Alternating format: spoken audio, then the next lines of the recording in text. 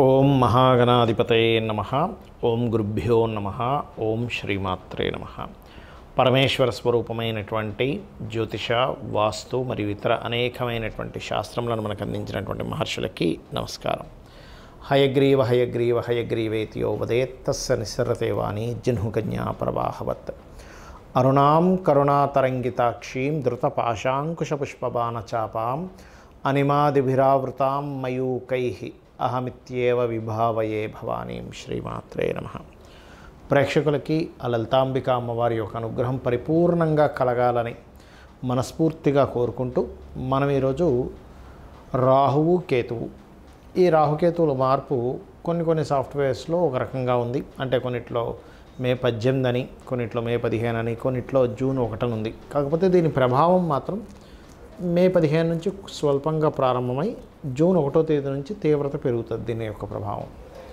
మరి ఈ రాహుకేతువుల మార్పు మూలంగా ద్వాదశ లగ్నాల వారికి, లగ్నం తెలియని వారికి, రాసుల వారికి ఏ రకంగా ఉండబోతుంది, ఇందులో మంచి ఉంటుంది, జాగ్రత్తలు కూడా చెప్పుకుంటాము. అదేవిధంగా ఏ పరిహార మార్గం చేసుకోవాలనేటువంటిది కూడా చూసుకోవాలి. అయితే ఈ యొక్క విషయాలు చెప్తుంది నేనైనప్పటికీ కూడా చెప్పిస్తుంది సాక్షాత్ లలిత అమ్మవారిగా భావిస్తూ ఒక్కొక్క లగ్నం గురించి మనం తెలుసుకుందాం. సింహలగ్నము, సింహరాశి. సింహం వారి కనుక చూసుకున్నట్లయితే ఇంతకాలం మీకు 2వ స్థానంలో కేతువు, అష్టమంలో ఉన్నటువంటి రాహు యొక్క స్థితిగతులను కనుక చూసుకున్నట్లయితే ఎప్పుడైతే 2వ స్థానంలో కేతువు ఉన్నాడో ధనం అనేటువంటిది కొన్ని విషయాలకు అనవసరంగా ఖర్చు అవ్వడము, ఇటువంటివన్నీ జరుగుతూ వస్తున్నటువంటిది. ఇప్పుడు లగ్నంలోకి వస్తున్నాడు ఆ కేతువు. లగ్నం అనేటువంటిది ఏదైతుందో జీవుణ్ణిగా సూచిస్తాం. కాబట్టి ఆధ్యాత్మికం వైపు ఇన్డెప్త్గా వెళ్ళడానికి, ఉపాసనలు చేయడానికి వీటికి చాలా బాగుంటుంది. అయితే ఎప్పుడైతే మీకు లగ్నంలో కేతువు సంచరిస్తుంటాడో సప్తమ స్థానంలోకి రాహు వస్తాడు. అంటే రివర్స్లో తిరుగుతాయి కాబట్టి ఈ యొక్క గ్రహాలు, ఛాయాగ్రహాలు అష్టమంలో ఉండేటువంటి రాహు సప్తమంలోకి రావడం జరుగుతుంది. అష్టమ రాహు వల్ల ఏమిటి, ఆకస్మికంగా జరిగిన సంఘటనలు కానివ్వండి, ఇవన్నిటి నుంచి కూడా కొంత ఉపశమనం లభిస్తుంది.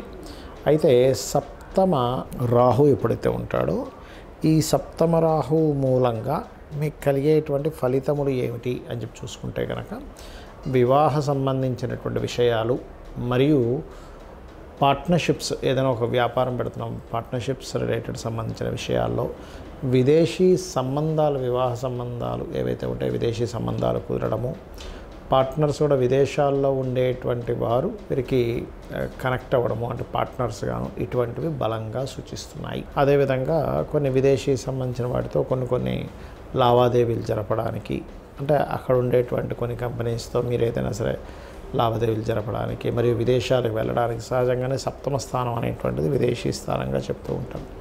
సో ఎప్పుడైతే సప్తమ స్థానం అయిందో అది చాలా స్పష్టంగా చూపిస్తుంది ఏంటంటే విదేశీ ప్రయత్నాలు సక్సెస్ అవుతాయి. సప్తమం అనేటువంటిది విదేశాల్లోనే మార్పులు లేదా ఇక్కడ నుంచి విదేశాలకు వెళ్ళడానికి అనుకూలతనిస్తుంది. అయితే ఇక్కడ ఎప్పుడైతే లగ్నంలో కేతువు సంచరిస్తుంటాడో వీలైనంత మట్టుకు ఈ కేతువుతో పాటు మొదటి 2 నెలలు కాస్త కుజుడు ఉంటాడు. కాబట్టి కాస్త ఈ పవర్ రిలేటెడ్ సంబంధించిన విషయాల్లో, ఏదైనా కరెంటు, పవరు, ఈ అగ్ని సంబంధించిన విషయాల్లో కొద్దిగా జాగ్రత్తగా ఉండండి సింహలగ్నం వారు. అలాగే కాస్త ఈ వాహనాల మీద వెళ్ళేటప్పుడు కూడా కొద్దిగా జాగ్రత్త వహించాలి. ఈ 4, 9 అధిపతి అయినందుకు కుజుడు కేతువుతో ఉన్నందుకు కొంచెం విద్యా సంబంధించిన విషయాల్లో కూడా కొంత జాగ్రత్త వహించాలి. ఇక మీరు చేయవలసినటువంటి దేవత ఆరాధన ఏమిటి అని చెప్పి చూసుకున్నట్లయితే మీరు నిత్యము గణపతి యొక్క సుబ్రహ్మణ్యేశ్వర స్వామి యొక్క ధ్యానం చేసుకుంటూ దత్తాత్రేయుడిని కనుక ఆరాధించినట్లయితే అన్ని విధాలా బాగుండడం జరుగుతుంది. ఈ రాహుకేతువుల యొక్క మార్పు మూలంగా దేశ గోచారం ఎలా ఉండబోతుంది మనం ఆల్రెడీ ఒక 40-45 రోజుల క్రితమే చెప్పుకున్నాం. అయ్యా కుజుడు కర్కాటక రాశిలో సంచరిస్తున్నాడు, నీచబడి ఉన్నాడు. ఈ మిలిటరీకి, ఈ యొక్క దాడులకి, అదేవిధంగా రక్షణ దళాలకి, అందులో ముఖ్యంగా నేవీలో ఉండేటువంటి వారికి కారకుడు యూట్యూబ్లో ఉన్నాయి వీడియోలు మీరు కనుక చూసుకున్నట్లయితే. అదేవిధంగా ఉగ్రవాదులకు కూడా నీచబడ్డ కుజుడు కారకుడు అవుతాడు. కాబట్టి అటువంటి దాడులు జరుగుతాయని చెప్పుకున్నాం. అదే రకంగా మహర్షులు మనకి అందించినటువంటి శాస్త్రరీత్యా జరుగుతూ వస్తున్నాయి. ఇది మన గొప్పతనం కదా, అమ్మవారి యొక్క అనుగ్రహం అంతా కూడా. అయితే ఇక్కడ నేను చెప్పేది ఒకటే, ఈ దాడులకి ముఖ్యంగా ఈ రాహుకేతువులు ఎప్పుడైతే రాహు మనకి కుంభంలోకి రావడము, కేతువు సింహరాశిలోకి ఎంటర్ అయ్యి కుజుడితో ఎప్పుడైతే కలుస్తున్నాడో దీని మూలంగా మంచి ఉంది, ప్రపంచవ్యాప్తంగా కొంత జాగ్రత్త పడాలి. ఏమిటవి? ఎప్పుడైనా కేతువు గనక కుజుడితో సంబంధం కలిగితే అందులో ముఖ్యంగా సింహరాశి అనేటువంటిది ప్రార్థనా స్థానాలు, మరియు సింహరాశి అనేటువంటిది మెడిటేషను, సహజ పంచమ స్థానం కాబట్టి మనం ధ్యానం చేసుకునేటువంటి ప్రదేశంగా కూడా చెప్తూ ఉంటాం. కాబట్టి ధ్యాన ప్రదేశంగా కనుక మనం చూసుకున్నట్లయితే పర్టికులర్గా ఇక్కడ ఎప్పుడైతే మే 15 నుంచి ఈ కేతువు వస్తున్నాడో, అదేవిధంగా జూన్ నుంచి కాస్త కుజుడు కూడా కనెక్ట్ అవుతున్నాడో, ఇక్కడ ప్రధానంగా మనం చూసుకోవాల్సింది ప్రార్థనా మందిరాల మీద ఇప్పుడు మనకి జరుగుతున్న అటాక్లన్నీ కూడా పహల్గాం దాడి తర్వాత కొంచెం ఈ స్పిరిచువల్ కేంద్రాల మీద, అది సిక్కులది కావచ్చు, లేకపోతే మన హైందవులది కావచ్చు, ఎవరిదైనా సరే ప్రార్థనా మందిరాల మీద ఆ యొక్క అటాక్స్ అనేవి జరుగుతాయి. ఒక్కొక్కసారి మన వాళ్ళు వేసేటువంటి అటాక్స్లో కూడా ముఖ్యంగా మనం గతంలో చెప్పుకున్నాం, పహల్గాం తర్వాత యుద్ధం కంటే కూడా ఎక్కువ అటాక్స్ జరుగుతాయి అనేటువంటిది. ఆ రకంగానే అటాక్స్ జరుగుతూ ఉన్నాయి. అయితే ఇక్కడ ఏంటంటే ఈ కుజకేతువులు కలిసినప్పుడు మాత్రం కాస్త ఈ ప్రార్థనా మందిరాల మీద కావచ్చు, ఆలయాల్లో కావచ్చు, క్షేత్రాల మీద కావచ్చు ఎక్కువ ప్రభావం ఉంటుంది. కాబట్టి నేను చెప్పేది ఫస్ట్ నుంచి కూడా చెప్తున్నాను, అయ్యా ఈ భారతదేశానికి సముద్ర తీరాల్లో ఉండేటువంటివి లేదా పాకిస్తాన్ దగ్గరలో ఉండేటువంటి ప్రాంతాలు కాస్త అప్రమత్తంగా ఉండాలి. అందులో ముఖ్యంగా క్యాపిటల్ సిటీ ఏదైతే ఉందో మనకి క్యాపిటల్ అయినటువంటి ఢిల్లీ ప్రాంతం కూడా జాగ్రత్తగా ఉండాలి అనేటువంటిది. అయితే ఇక్కడ చూసుకున్నట్లయితే మరి ఏం చేయాలి? అందరూ కూడా దక్షిణామూర్తి స్తోత్రము, కాలభైరవ అష్టకము ఎక్కువగా చేసుకుంటూ ఉండాలి.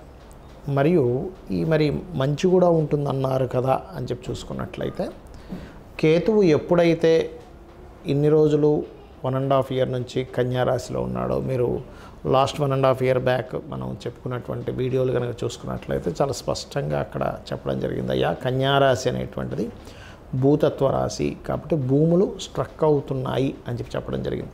అలా అదేవిధంగా చూసుకుంటే రియల్ ఎస్టేట్ అంతా కూడా ఫాస్ట్గా వెళ్తున్న రియల్ ఎస్టేట్ కొంత స్లో డౌన్ అవ్వడం జరిగింది. ఎప్పుడైతే ఈ కేతువు కన్యారాశి నుంచి సింహరాశిలోకి మారుతాడో ల్యాండ్స్ రేట్స్ మళ్ళీ మూమెంట్ అనేటువంటిది ఉంటుంది. అంటే ఇప్పుడు చూడండి, రేట్లు ఆగిపోయి లేదా అమ్ముడుపోక రియల్ ఎస్టేట్లో వ్యాపారాల్లో ఉండేటువంటి వారు ఎవరైతే ఇబ్బంది పడుతున్నారో అవన్నీ కూడా కొంత మూమెంట్ అనేటువంటిది వస్తుంది. అదేవిధంగా ఎప్పుడైతే ఈ రాహు కుంభంలోకి ఎంటర్ అవుతున్నాడో సాఫ్ట్వేర్ రంగానికి ఒక రెవల్యూషన్ కూడా ఇస్తాడు రాహు. ఎందుకంటే కుంభరాశి అనేటువంటిది ఏదైతే ఉందో బిజినెస్ సైన్గా చెప్తూ ఉంటారు. ఆన్లైన్ త్రూగా పెరిగేటువంటి ఇంకా డిఫరెంట్గా ఏఐ కావచ్చు, ఇట్లాంటివన్నీ కూడా పెరుగుతాయి చెప్పాలంటే. అయితే ఇక్కడ ఈ కేతువు మరి మనకి కన్యారాశి నుంచి సింహరాశిలోకి ఎప్పుడైతే ఎంటర్ అవుతున్నాడో ఇది కొంతవరకు విపరీతంగా పెరుగుతున్నటువంటి బంగారు ధరని కొంతవరకు బ్రేక్ వేస్తుంది, కొంత తగ్గిస్తుంది కూడా. అయితే మీరు గమనించినట్లయితే ఒక 3 సంవత్సరాల నుంచి దాదాపుగా 35-40 వేలు పెరిగిందండి. మీరు 1 monthలోనే 10,000 పెరిగింది గోల్డ్ రేట్. 90 దగ్గర ఉండేది 1 lakh దాకా వచ్చేసింది. అలాంటిది దానికి కొంత బ్రేక్ పడనుంది కేతువు సింహరాశిలోకి రావడం వల్ల. ఫ్లక్చువేషన్స్ వస్తాయి, సడన్గా అప్పుడే పెరిగినట్టే మళ్ళీ డామని కింద పడడం, ఇవి కూడా వస్తూ ఉంటాయి. కాబట్టి ఈ రాహుకేతువుల వల్ల మనకేంటంటే సూక్ష్మానికి కారకుడు రాహు, సూక్ష్మ సంబంధంగా జరిగేవి కొన్ని జరుగుతూ ఉంటాయి.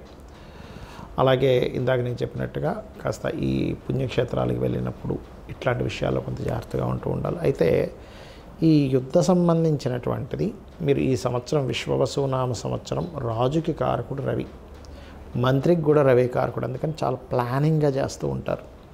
కాకపోతే సైన్యాధిపతి శని అయ్యాడు కాబట్టి ఏదో ఒక అటాక్ జరిగింది ఆగిపోయింది అన్నట్టుగా ఉండదు, ఇది కంటిన్యూ అవుతూ ఉంటుంది. ఎందుకంటే శని లాంగ్ టర్మ్ కారకుడు కాబట్టి మీన రాశిలో ఉన్నంత కాలము కూడా, అంటే ఒక 2-2.5 సంవత్సరాల పాటు, ఒక 2-3 నెలలు తీవ్రంగా ఉన్నప్పటికీ ఒక 2-2.5 సంవత్సరాల పాటు ఏమవుతుంటుందంటే అది సాగుతూ ఉండడం, మళ్ళీ అయిపోయింది కదా అనుకుంటే మళ్ళీ వాళ్ళు ఏదో అటాక్ చేయడం, మన వాళ్ళు తను తిప్పి కొట్టడం, ఇట్లాంటివి జరుగుతూ ఉంటాయి. కాబట్టి నేను చెప్పేది ఒకటే, అందరూ కూడా ఎవరెవరైతే సముద్ర తీర ప్రాంతాల్లో ఉంటారో, అంటే ఇటు సైడ్ పాకిస్తాన్ వైపు ఉండే సముద్ర తీర ప్రాంతం కావచ్చు, పాకిస్తాన్ దగ్గరలో ఉండే ఊర్లలో ఉండే వాళ్ళు కావచ్చు, లేకపోతే ఇటు సైడ్ ఈ వైజాగ్ వెస్ట్ బెంగాల్ లేనట్లు ఒరిస్సా ప్రాంతాల్లో ఉండేటువంటి వారు కావచ్చు, ఢిల్లీ ప్రాంతాల్లో ఉండేటువంటి వారు కావచ్చు, ప్రధానంగా జాగ్రత్తగా ఉండాలి. హైదరాబాద్కి ఈ యుద్ధ సంబంధించిన వచ్చి పడవు, కానీ కొంచెం స్లీపర్ సెల్స్ వల్ల, మరియు ఎవరైనా ఇప్పుడు మనకి చూడండి, మనకి లాస్ట్ టైం గోకుల్ చాట్ ఇట్లాంటి వాటిల్లో జరిగింది. అలా కాస్త జనాలు ఎక్కువగా తిరిగేటువంటి ప్రదేశాల్లో కొంత జాగ్రత్తగా ఉంటూ కాలభైరవ అష్టకము మరియు అదేవిధంగా దక్షిణామూర్తి స్తోత్రం కనుక మీరు పఠనం చేసుకున్నట్లయితే అన్ని విధాలా మీకు బాగుంటుంది. శ్రీమాత్రే నమః.